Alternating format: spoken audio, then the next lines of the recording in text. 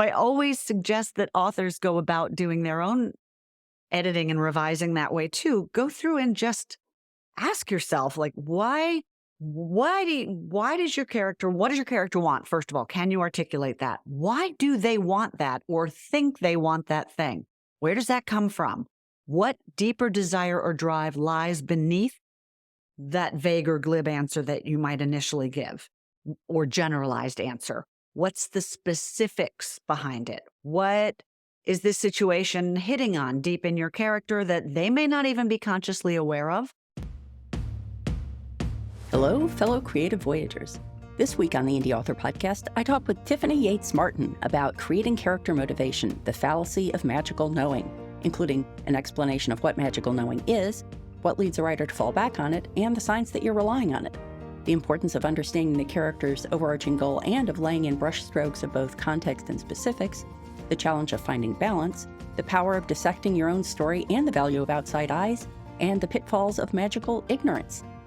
And a quick request before we get to the interview, if you've gotten value from the podcast, please leave a rating and review on your favorite podcast platform to help others find it.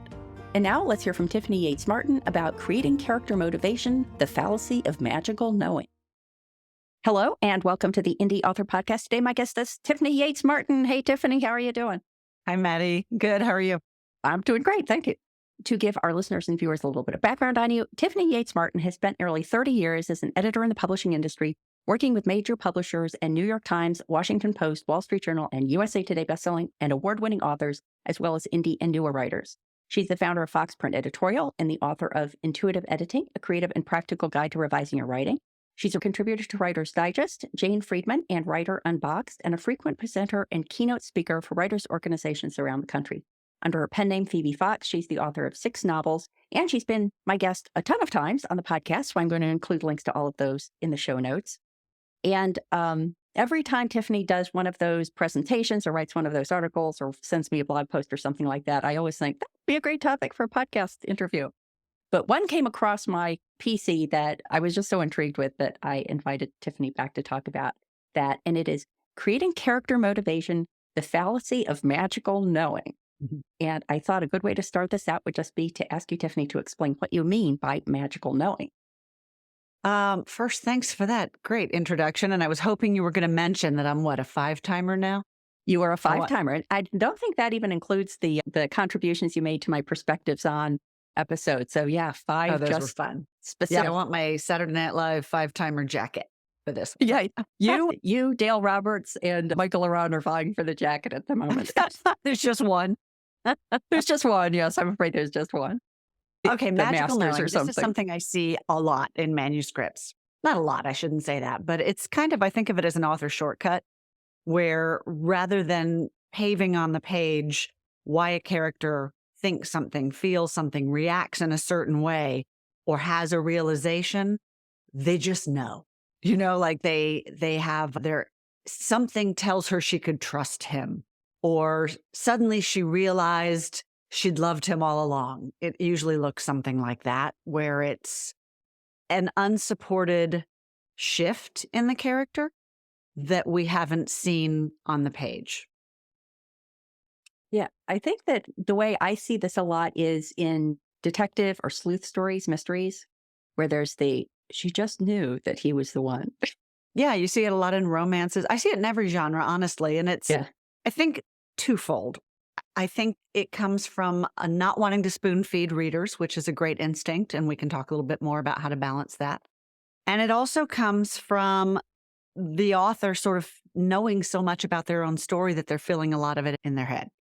So it's hard to know what's coming across on the page to readers and what you think is coming across the page because you know. And we also make assumptions. Like one thing I'll see a lot is assuming sort of an objective value to something like, oh, she was so afraid of losing her job, or, you know, if she didn't address this issue, she was worried they were facing divorce.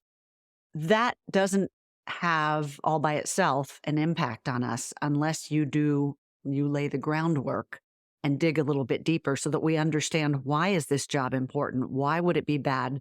Besides just nobody likes to lose a job, there's got to be something deeper and more specific there. And that's actually kind of the key to addressing magical knowing in general, is take away where you've made those leaps and generalized and get really specific and granular. It's a joke that it's kind of like when you take a math test in school and they tell you, yeah, you got the right answer, but you didn't show your work. You have to show your work. We have to be able to understand how the character gets where you're telling us they got to, or it feels like an author device. Yeah. It's probably very obvious if someone can look in their manuscript and see someone saying, she just had a feeling, or I just knew he was the one, or whatever. That's pretty obvious. But in the spirit of first identifying if this is going on, are there any subtle clues that a writer can look for in their own work that tells them that they're falling back on this magical knowing? It's hard to see it in your own work. Like it's hard to see so much in our own work. For the reason I said is that we're filling in the blanks because we know the story so well. So you kind of have to get a little bit forensic about it and deliberate.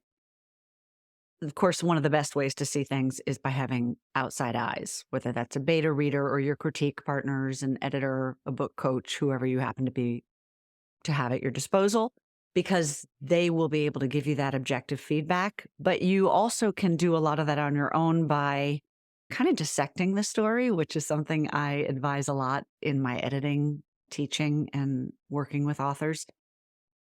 Ask yourself questions and keep digging deeper. So you can see if you can, first of all, one thing I'll suggest to authors is, in general, can you, and we're talking about a lot of different elements here, sort of big overarching magical knowings, and then individual instances of it also. So I'm going to try to give you blanket advice here that will apply in different ways. But for example, with the overarching issue, do we understand what your character, what's driving them? Why this, for example, I used the losing a job or a marriage.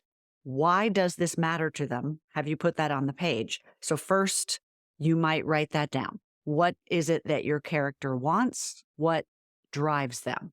What's making them want this thing? Make sure you can articulate that.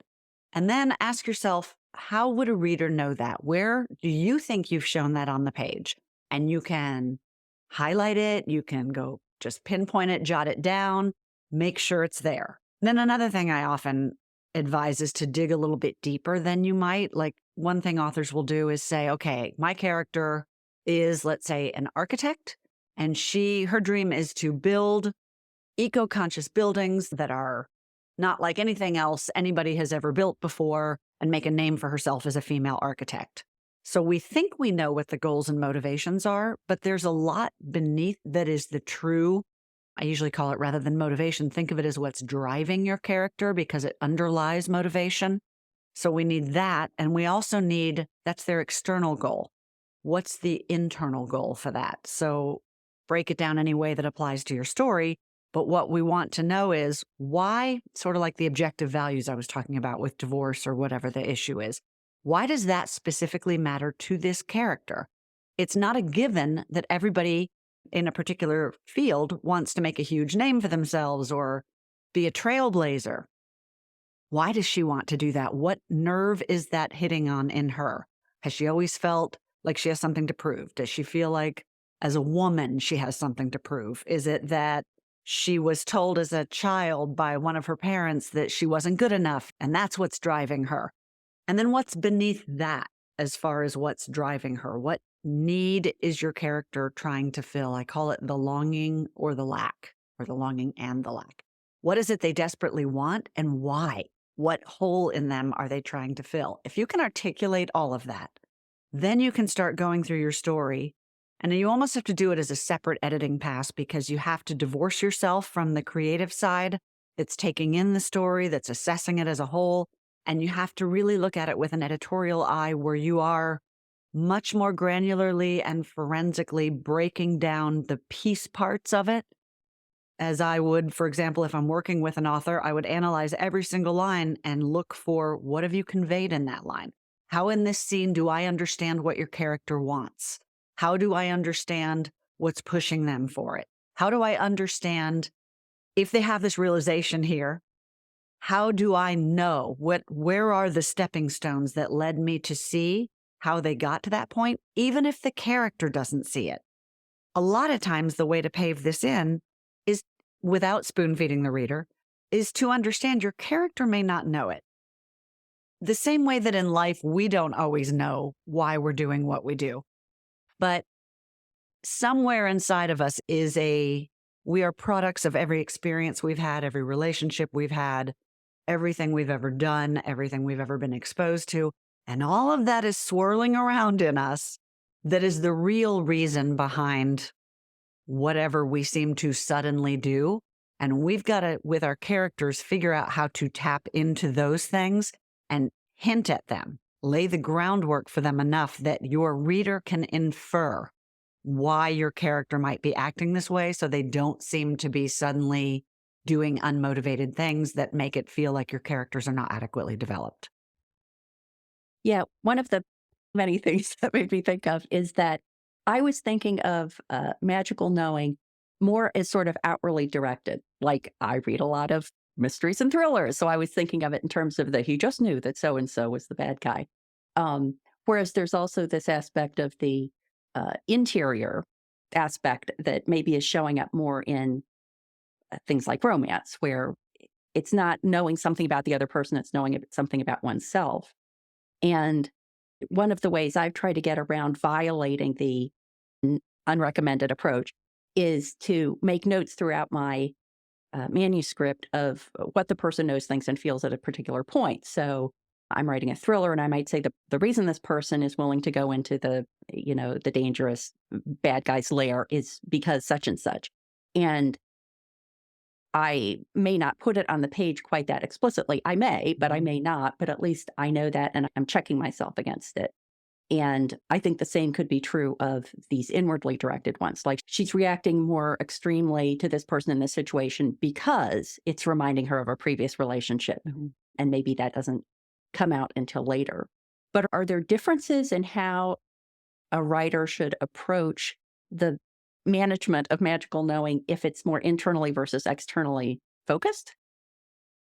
Maybe you point your attentions in different places. So I said there was sort of the blanket element of it, which is more what I was just describing, which is what you're calling the internal. That's like motivating the entire character arc. Mm-hmm. And then there are those specific moments. What you were talking about with the way that you analyze every scene and make sure you can articulate those things, that sort of hits on something I call the want, the action, and the shift for every scene. And this is laying the groundwork. I want to talk in a minute about the more granular ones that you're calling the external ones. But in every single scene, first of all, your character kind of has what I call an uber goal, their overarching goal, the main thing that they're trying to get in the story, whatever you've decided that is, and their main motivation for that. But in every scene, there's also a more immediate goal, and it's related to that ultimate goal, something that they're trying to get in order to ultimately attain that distant goal that they have, the overarching one. So in every scene, can you identify what that is? What is the thing in this scene that they need to do, get, accomplish, find out in order to get one step closer to that final destination? What action in the scene do they take to do that? And how does the success or failure of that action affect them and cause a shift in them that either pushes them farther along the path toward that goal or derails them from it and forces them to renegotiate their strategy, re-find their motivation to go after it, or send them into a tailspin from which they have to recover, or whatever the shift is. And if you can do that for every scene, you are paving in those kind of bigger picture stepping stones, but also in the scene level. You and I talked about earlier what I call the but therefore that I stole from the South Park creators, and you called it, I think, the because or because and then. Yeah, you have to be able to say the character does this because of something, not the character does this despite something. It could be despite, actually, but with the way the South Park guys talk about it, they say every single scene should be connected with the words but or therefore, meaning every scene is an obstacle to what came before. She was going down the road to get to the market, but a bus ran her over. Or therefore, it's causal. She was going down the street to get to the market, and therefore she was standing there when the killer drove by and she was able to identify the license plate. whatever it happens to be. These are terrible examples. But if you can do that, your scene has that logic and causality and momentum and the forward push that we're looking for. And we see the groundwork laid for why things are happening, how they're happening, what's making the character see it. But the more granular moments you're talking about has a lot to do with character inner life, I think, and letting readers be privy to what's going on inside them. So when I say inner life, I don't mean big swaths of internal monologue, which can bog your story down and get very navel-gazy. I mean letting readers understand in whatever way works for your style and your story what's going on inside the character. Because without that, we're always kept at a distance from the story. And that's one of the main causes of the magical knowing, is probably in the interest of not spoon feeding all of that to the reader. Authors just tend to skip over it. And then you get the he just knew, or we just see them acting as if they have come to some realization or shift, but we were not made privy to it. Yeah, I think in terms of the internal things, there's almost the other flavor of magical knowing, which is magical ignorance or something like that, which is this character should know this, like internally, like they're the fact-based things, but they should know something about themselves because it's apparent to the reader. And sometimes I'll read those and I'll think, well, there must be something else going on here that this character doesn't recognize. They're having this magical ignorance that they're not recognizing something that's apparent to everybody else. And sometimes it plays out in a very satisfying way where it becomes clear that what you thought was the obvious thing is not the obvious thing, or the reason that the person isn't recognizing it is explained later on. But then sometimes you just get to the end and you think, nope, that person should have that all along. Yeah, it feels devicey and it feels like incomplete character development. And we sort of see the author's hand because you're forcing your character not to see something that the reader is like, why in the world would they not see that? But the solution is kind of the same. You have to lay the groundwork. So if your character is not seeing something obvious, if they have a blind spot, you just have to pave in why. You know, maybe they're someone who always sees the best in everyone, and so they can't see the bad intentions in their best friend that we are clearly seeing through their actions. Maybe they are socially naive because they were raised in a, I don't know, commune without any social engagement. I'm coming up with very strange examples today. But if you establish, it's the reality of the story, right? It's the reality of the characters. And it's about developing both deeply, specifically, granularly enough that you don't have to spoon feed us. We are putting these puzzle pieces together as readers ourselves, and you're engaging us directly in the story that way. By giving us the puzzle pieces, we're here fitting them together so your character doesn't have to see it, and you don't have to spell it out, but you have dropped those breadcrumbs that we have been faithfully gathering. So now we're starting, I'm mixing metaphors here horribly, now we're starting to see the full picture. I often refer to this as laying in brushstrokes of context. It doesn't have to be big swaths of info dump. If you just little by little stroke in shading here and there throughout the story as you develop the character, as you move the story forward, we will infer these things for ourselves. And that's what draws us so deeply into a story and makes readers feel hooked, is that we're not just passive recipients of the story. We're not just watching these characters on a screen in front of us.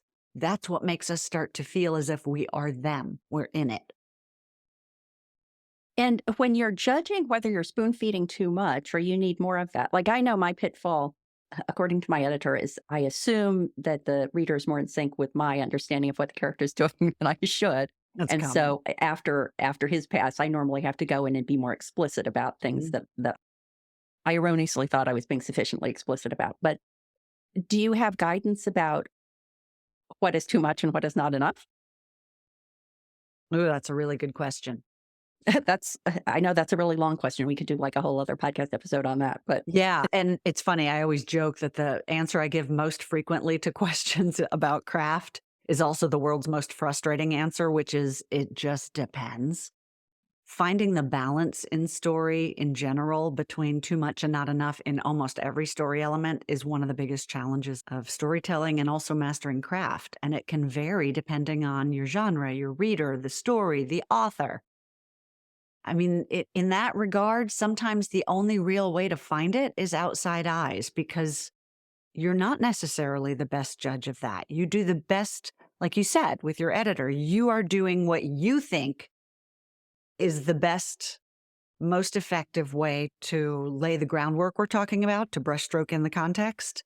But whether or not it comes across that way to the reader is not always something you can see until you can get the editorial objectivity on your own work. And you can do that to a degree, but it's almost impossible to have it 100% on your own work unless you literally step away from it for like 6 months and then go back to it with really fresh eyes. A lot will become apparent to you. So one of the things I do most, I mean, probably like the main job, I say this all the time, of an editor or anyone who's giving you feedback is to hold up the mirror and to let you sort of see more clearly what you have on the page, because it's so hard to assess it yourself when you're in the middle of it. So I always suggest that authors go about doing their own editing and revising that way too. Go through and just ask yourself, like, what does your character want? First of all, can you articulate that? Why do they want that or think they want that thing? Where does that come from? What deeper desire or drive lies beneath that vague or glib answer that you might initially give, or generalized answer? What's the specifics behind it? What is this situation hitting on deep in your character that they may not even be consciously aware of, that they may be picking up in other characters and drawing conclusions from? Just go through and, I mean, I literally do that line by line when I'm editing. Do I see that? Do I have questions in my mind as a reader? Like I said, it can be a little bit harder to do, but if you know your intention in a scene, a lot of times authors will tell me, I will ask those questions and they'll say, well, I say so 4 lines down. I give her motivation and I'll go 4 lines down and I'm like, well, okay, I see why that feels like enough to you because you do know her full story. But for readers, you're still just kind of vaguely hinting at something that we don't have enough context on yet to fully understand. Yeah. Yeah, I've found that when I've gone back to my manuscripts and I'm trying to address the critique from the editor about it, it's not really clear why the character's doing this. It's less saying, he did this because he was very angry with his roommate or something like that, and adding more actions in. Like, it usually happens in long passages of dialogue, and going back and adding in some physicality to it that's shedding more light beyond just the words onto maybe what he's thinking or how he's feeling is helpful. Sometimes adding the, sprinkling in the adverbs as appropriate. And I'm just realizing that another way this can help is that I'm proof listening to the audiobook of my 5th Lizzie Ballard novel. And every once in a while, the narrator takes it in she performs it in a way that is not what I would have anticipated. And I'm looking at the words on the page. I'm like, yeah, I can totally see why she thought that. But if I had just said, he closed his fist over the lapel of his jacket before he spoke or something like that, like seeding in a little bit more hint about, no, this person is really supposed to be more angry than irritated in the scene, or this person should sound more contemplative than passive, or whatever it might be, then it's on the page, but it's not on the page in a like slap you in the face kind of way. Well, what you're describing is using show to indicate you're giving us, so you don't want to, one way to avoid spoon feeding, you don't want to spell it out, like you said. You want to give us the clues that let us draw the conclusion. So show is one good way of doing that. If we're seeing the behavior, then we start to put the pieces together of, oh, they're uncomfortable. Oh, that must hit on what we found out, 3 chapters ago about how their father used to belittle them as a child every time they tried to reach for something outside of their comfort zone or whatever it is. And we start to make those connections for ourselves based on what you are showing us. But also sometimes it can be tell, just not tell in the sense of what you said. Like, she was angry because that is spoon feeding. But if you tell us a little bit, like you can almost think of it as like an oblique glancing off of the thing instead of putting your finger right on the thing. Think about times when you yourself, okay, so let's use a specific example. And this is from the blog post that you wanted to talk about this from. When people ask me why, I moved to Austin 17 years ago when I was living in Florida at the time. And a lot of people ask why. And I give them kind of my anecdotal standard answer, which is I had visited Austin and I just had a vibe about it. I felt like it was a great place to be. And that is true to a point, but it's the magical knowing. So in the blog post, I talk about several things. First of all, what led to my even looking for someplace else to live and wanting to live in Austin? Well, that's what was going on in my life at the time. I was living in Florida in a mostly retirement town. I was 30, 8 years old or so, and strongly thinking about, I had moved sort of down the road of becoming a foster to adopt parent, single foster to adopt parent, and suddenly started thinking about this Austin thing. Why though? Because what I really was looking for in the foster to adopt program was having a family. I was single. I wanted to have a sense of love and belonging and security and not be on my own anymore. So that was the way I thought I had to do it, because I was living in this retirement town where dating was pretty much a dead zone. So Austin, I had heard great things about, but again, so now we have a little more clarity of motivation. But I also didn't just go, that looks like a great place. I just know it. I feel it.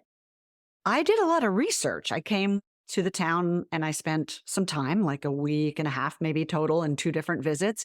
I researched the demographics. I researched the educational level, the political slant, the population, the cost of living, what parts of town would I like? I dug into, I got really granular with it. I looked at census data and ratio of men to women and age. This was the farthest thing from just knowing. Yeah. But just knowing makes a fun anecdote. And to a degree, it did feel like that. Like I got here and there was a day where I just went, this feels right.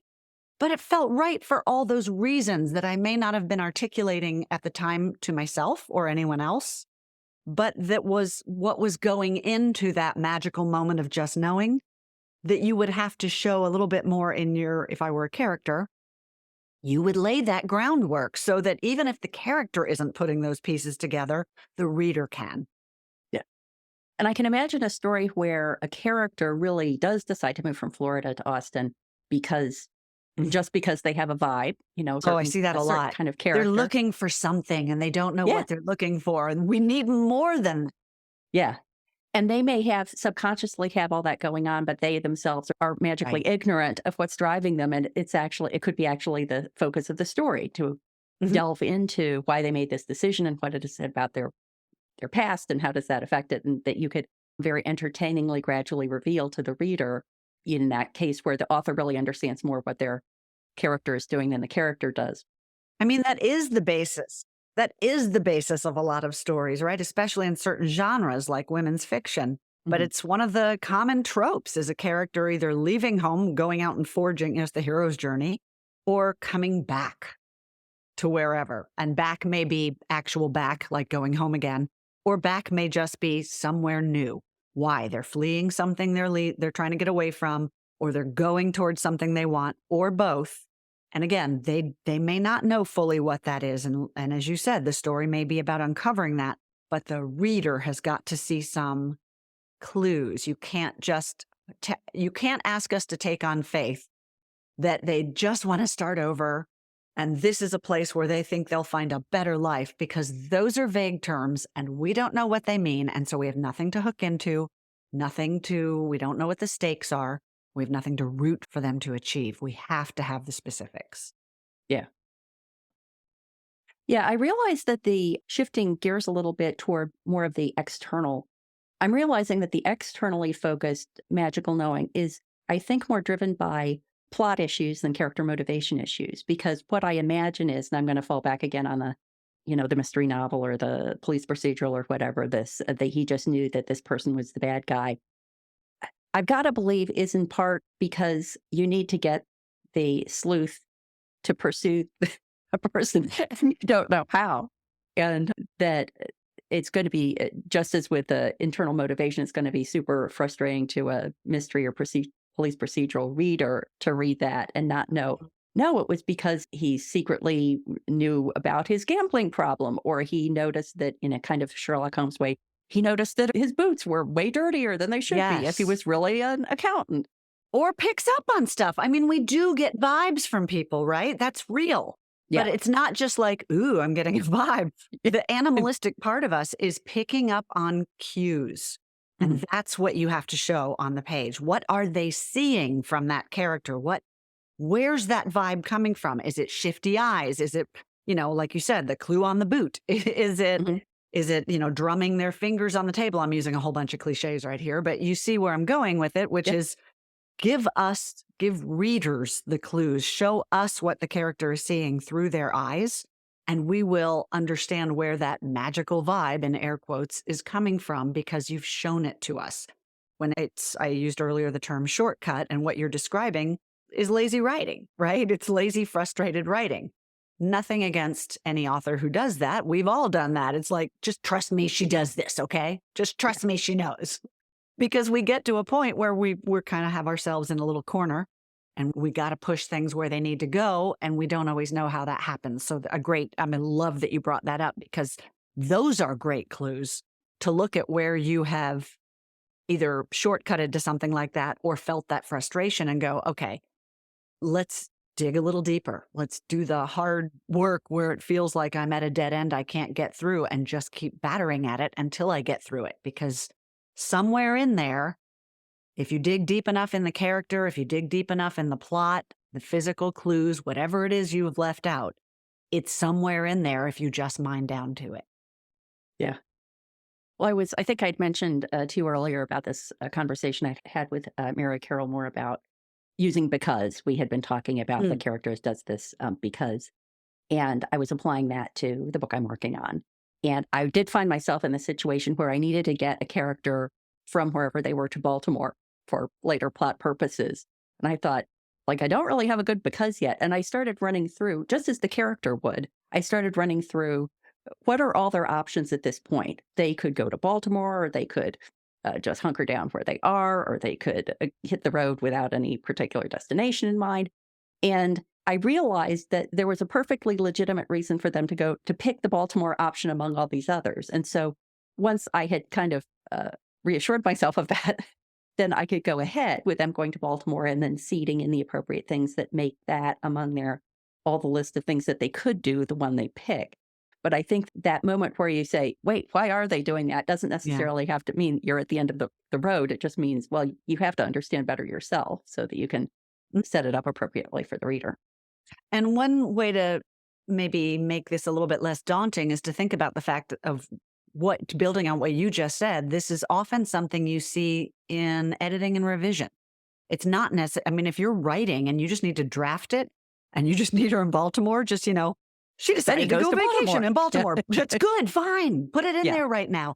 Then later you can go back and take the time to do the digging. But if you stop while you're drafting, a lot of times you're going to lose your momentum. So don't worry about it. Leave the magical knowing in at that stage. But then, sort of like I was saying, I do as most of my job as an editor, go in and start poking your own holes.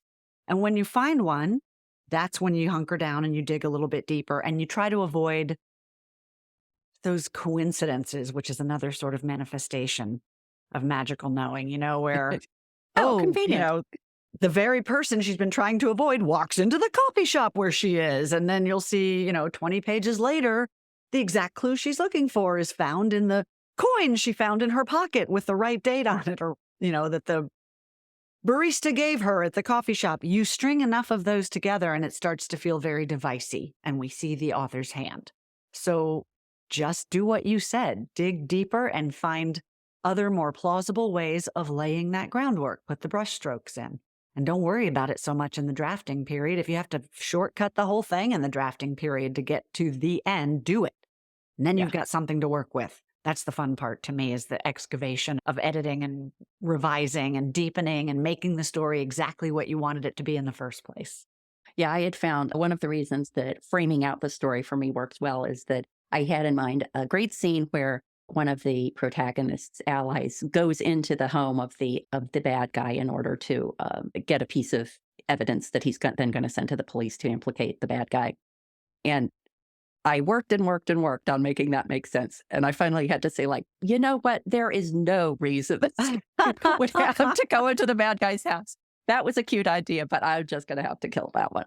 I love Um, that you did that because that's really hard to say when you are trying to push the story where you want it to go and it's just not going to go there unless you just make it go there. yeah. That's a darling. That's a hard Yeah. thing to let go of because especially for plotters, you've got your outline, right? And the outline makes sense and the outline works. Yeah. But sometimes the story develops in a different way. Sometimes it doesn't come out on the page the way you thought it would in the outline stage. And you have to be willing to redirect if you have to. Yeah. Yeah. Or in this case, I guess I could have completely overhauled the story in a way that would have made it sense for him to go into the house. But I was like, no, that's like, that's 80% of the work for 20% of the payoff just to Yeah. have this one scene that I think is going to be kind of fun. Plus, I'll just use it as like a giveaway for my email newsletter subscribers. Oh, Or I love something that like you that. said that too. That's such a great, it's really hard to let go of a darling. And I do always advise having a discard file Yeah. where you keep all that stuff because it can be a lot of things. It can be harvest material for something in the future or a book in the series, but it can also be bonus material for your fans. It can be a draw, a magnet for for new newsletter subscribers. It can be a fun thing to talk about in an interview, the deleted scene. That's why we love seeing it in movies. Yeah. Yeah, there was the story would be way better if I could remember the details, but I was at a thriller writers conference some years ago, and that one of the speakers was talking about he had written a World War II historical espionage kind of thing or something like that. And he told this really long, fascinating story about he'd done this research and he'd found this fascinating fact out. And he said, his publisher pushed back, but he felt really strongly about it. And then his punchline was, but finally, I recognized that the publisher was right. And so now I use it in speeches like this to people like you who are going to be interested. That Oh, was that's very cute. wonderful. It's hard because I think there is especially with the darlings, there's this knee-jerk desire to defend them and explain them and say Yeah. why they're necessary. And so my rule, I often work with publishers by doing 3 passes for every manuscript. And so my rule is I'll push about something that we feel really strongly about, me and the in-house editors. We'll push a couple of times. And then on the third time, if the author's intention really is just like, that's the way I want it, we kind of go hands off. But we push hard before we get to that point because it can be there's a lot of resistance to that. And I say that as a writer myself, when I get feedback, I do the same thing. My first reaction to feedback is, well, here's why you're wrong. And if you let it sit and percolate and you think about it and you try to mess with it and fix it and make it work the way you desperately think it's going to work, eventually I think we learn to trust those objective outside eyes when they are giving us feedback that we know resonate. I mean, the stronger you react to something like that, the greater the chances it's hitting on a darling because you don't feedback that doesn't hit something really personal and strongly held doesn't elicit that kind of a response in an author. So that's actually a really good way to pinpoint something that's maybe needs a second look, even though you love Yeah. it. Well, I think a really good example of that is I remember for one of the Ann Kinnear books that said on Mount Desert Island, my editor said, it seems really coincidental that these two people who are, otherwise don't have any apparent connections with each other, just happen to know each other through, more casual interactions. And I was like, I don't know. It's not that big an island. And like the community, it's a small community in the way it's structured. It makes sense to me that these people would have met each other. And so I didn't change the fact that they already knew each other when they encountered each other, but I seeded it with more examples of setting up why, no, it actually makes total sense that these two people already are aware of each other and have interacted in some way. So, really? Well, I was just going to say exactly what you said. That's how you fix it. You don't, because coincidences happen in life. Yeah. It would be ridiculous to pretend that they don't in story, but it helps if you give us reason to believe it's plausible like that. And that's easy. That's what was seeding it in, like a line here and there. Yeah, exactly. It's not major surgery a lot of the times just to go in and drop the breadcrumbs where you need them. Yeah. Yeah, I think that I didn't do it this overtly, but basically I seeded it in that the one character was a consultant and he charged a lot for his consultations. And so he was kind of known to the upper crust of the community because they were the ones who were hiring him for his services. And they would have mentioned him to his friends and things like that. And your readers remember that. We put it together. We are constantly gathering the threads of the world and the story and the characters and weaving and braiding them together to try to make sense of it. That's the beauty of, this is why I love the written story as opposed to other mediums, which I also love. But you really are a passive observer in a lot of like movies, television, but you're not with a story. The reader is doing a lot of ideally, the reader is doing a lot of the connection, a lot of the work, a lot of the, I want to say assumptions, but not in a bad way. But we are constantly trying to, there's all the research that says that the same areas of your brain that light up when you are doing these things light up when you are reading about these things. And I think it does draw you in more deeply that way, as opposed to other more visual media. And that's the power an author has, as long as you're using that power, which is exactly what we're talking about. Give us a reason to make those assumptions. Give us the puzzle pieces we need to put the thing together. And withhold one or two if you want. I just did a webinar on reveals and secrets and twists, and sort of the mistake there that's very similar to what we're talking about is just making everything cryptic so that it doesn't feel supported. But give us most of the puzzle pieces and then withhold a couple if you want to do a reveal. But we still need enough to orient us, to ground us, and to make us care. Well, Tiffany, I think you've just identified the next topic of our conversations for the podcast, if I can lure you back, because I just had reveal written in big letters on my notes, but I don't want to impinge on your time any more than I already have. But as always, it has been a lovely conversation with you. Thank you for coming back, and please let everyone know where they can go to find out more about you and everything you do online.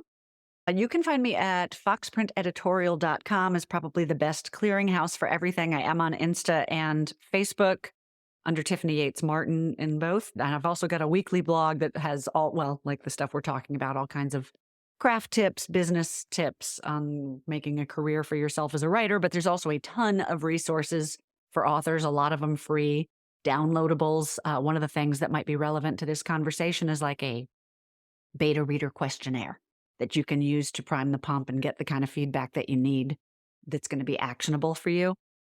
And thank you also, because I have the best time talking to you. I always lose track of time, and I always just feel like we could do this all day long. So thanks for having me on. It's always a pleasure, and I just love the service you're doing for authors. I hope you enjoyed my conversation with Tiffany.